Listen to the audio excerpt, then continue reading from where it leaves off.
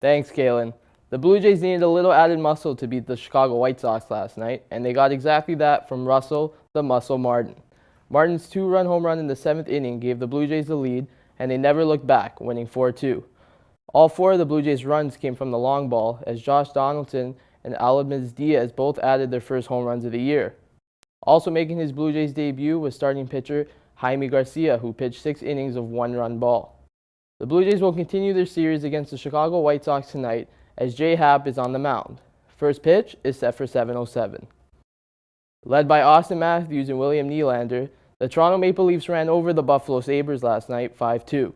Matthews and Nylander both had 2 goals and an assist each, as the duo were too much for the Sabres to handle.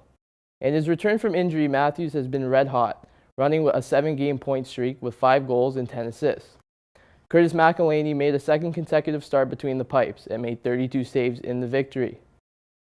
With the victory, the Leafs have tied their franchise record for points in the season, and with 2 games left to go, the team will have a good chance to break their franchise record. Closing out the season for the Leafs will be a matchup in New Jersey Thursday night against the Devils, and a date at home against the Canadiens on Saturday night. It is the end of an era in Vancouver, as both Henrik and Daniel Sedin have announced that they will retire at season's end. The 37-year-old Twins took to the podium yesterday to announce the closing chapter on a career that began and ended in Vancouver. Daniel Sedin added that the Twins were comfortable with the move, saying it is a happy day for all of us. Drafted 2nd and 3rd overall in 1999, Henrik has amassed 1,069 points over his career, while his brother Daniel has tallied 1,038. Though the pair were never able to win a Stanley Cup in Vancouver, the Twins brought the Canucks to the Stanley Cup Finals in 2011. Henrik described that experience as probably the highlight of his career, but also the lowest point. Canucks fans will have their final chance to say goodbye to the Twins Thursday night for the team's last home game of the season against the Arizona Coyotes.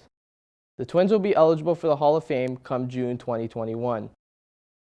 The Raptors are in store for a slugfest tonight as they travel to Cleveland to take on the Cavaliers. The Cavaliers have been the Raptors' kryptonite over the years, winning the last matchup 132-129, despite the Raptors scoring 79 points in the first half.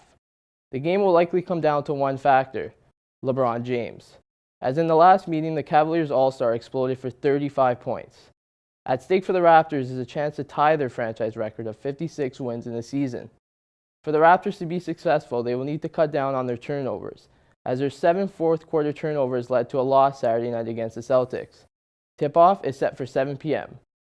Now, off to Kaylee to take a look at what's trending on social media.